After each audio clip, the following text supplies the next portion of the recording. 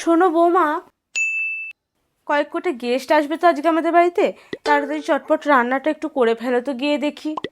আমি যদি সব রান্না বান্না করি তাহলে আপনি কি করবেন?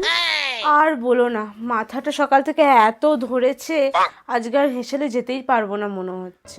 আজকের দিনটা তুমি একটু সামলে দাও, কাল থেকে না হয় আমি দেখে নেব। ও, তাছাড়া তুমি তো জানোই আমার শরীর ঠিক থাকলে তোমাকে কি আর হেসেলে আসতে বলি? যাও যাও, রান্নাগুলো চটপট করে ফেলো গাগি।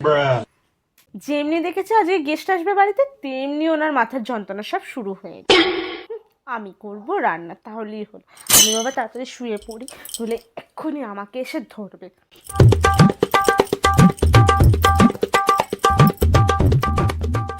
A few moments later. এ কি বুমা, তুমি এখন শুয়ে আছো কেন? তোমাকে যে বললাম তাড়াতাড়ি রান্নাগুলো সেরে ফেলতে। আর বলেন না মা, আমার মনে হচ্ছে আমার না গ্যাস অম্বল হয়ে গেছে, খুব পেটটা যন্ত্রণা হচ্ছে। আজকে আর মনে হয় আমি রান্নাটা করতে পারবো না। তাহলে আর কি, যাই তোমার বাবাকে গিয়ে বলি, তোমার আমার দুজনেরই শরীর যখন খারাপ, আজকে আজকে না হয় বাইরের খাবারই অর্ডার করে নিক।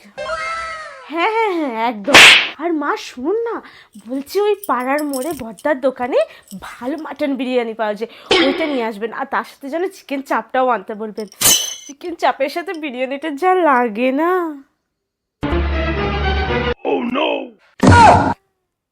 তার মানে তোমার কিছু হয়নি?